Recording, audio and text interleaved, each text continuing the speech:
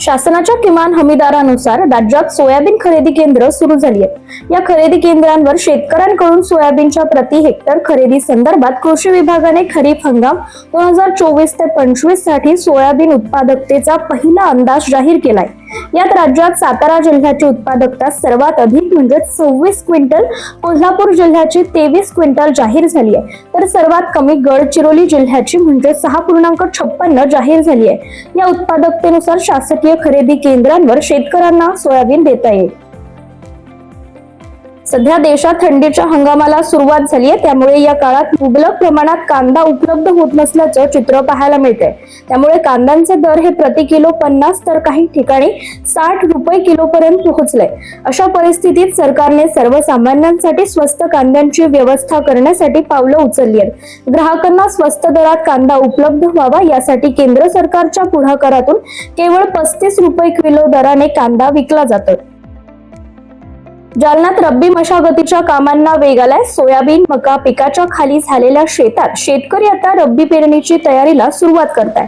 त्यासाठी ट्रॅक्टरद्वारे नांगरणीसह गहू पेरणीसाठी शेत ओले करणे आदी कामांना शेतकऱ्यांकडून प्रगती पथावर असल्याचं पाहायला मिळतंय। यावर्षी परतीच्या पावसाने जालना जिल्हाभरात जोरदार हजेरी लावल्याने काढणीस आलेल्या खरीपातली पिकांना काही प्रमाणात नुकसान झालं होतं। मात्र रब्बी पेरणीची चिंता मुबलक पाणी साठ्यामुळे मिटली आहे।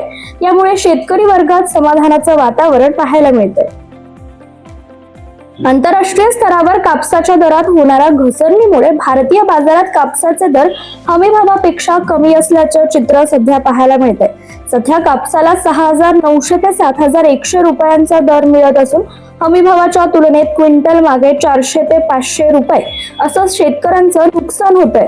भारतीय बाजारातील कापसाची प्रत चांगली असून येत्या काळात मागणी वाढल्यास कापसाच्या दरात सुधारणा होईल अशी शक्यता विपणन क्षेत्रावरील जाणकार व्यक्त करतात। परिसरातील शेतकऱ्यांना कांदा बीजोत्पादन करण्यासाठी कल वाढत चाललाय। राजुरी येथील रघुनाथ हडावळे यांनी कांदा बीजोत्पादनासाठी लावलेले कांदा पीक भरण्याच्या अवस्थेत असून ते फुलोऱ्यात आहे। यामुळे शेतकऱ्यांमध्ये यंदा चांगले उत्पन्न मिळण्याच्या आशा पल्लवित झाल्यात। गतवर्षी कांदा बियाणांचा मोठ्या प्रमाणात तुटवडा निर्माण झाला होता, परिणामी बियांना सोन्याचा बाजारभाव प्राप्त झालाय। सध्या राज्यात चांगलीच थंडी वाढल्याने किमान तापमानाचा पारा काही प्रमाणात घटलेला आहे। यामुळे गव्हाच्या पेरणीस उशिराने पोषक हवामान तयार झाल्याने पुणे विभागात गव्हाच्या पेरण्यांना चांगलाच वेग आलाय। आतापर्यंत विभागात सरासरी 1,68,756 हेक्टर पैकी 28,627 म्हणजे 17% पेरणी झाली असून पिके जोमात असल्याचं कृषी विभागाच्या सूत्रांनी सांगितलंय।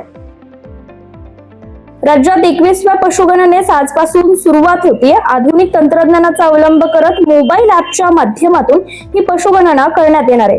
पशुपालकांनी पशुगणना करण्यास येणाऱ्या प्रगणना आपल्याकडील पशूंची अचूक व योग्य ती माहिती देण्यात यावी असे आवाहन पशुसंवर्धन आयुक्तालयाचे सहसंचालक सुषमा जाधव यांनी केले। जिल्ह्यात यंदा मिरची पिकास नैसर्गिक किंवा अतिपावसाचा फटका बसलाय। अपेक्षित उत्पादन आलेलं नसून शेतकरी आता ओल्या लाल मिरची उत्पादनाची तयारीला सुरुवात करताय।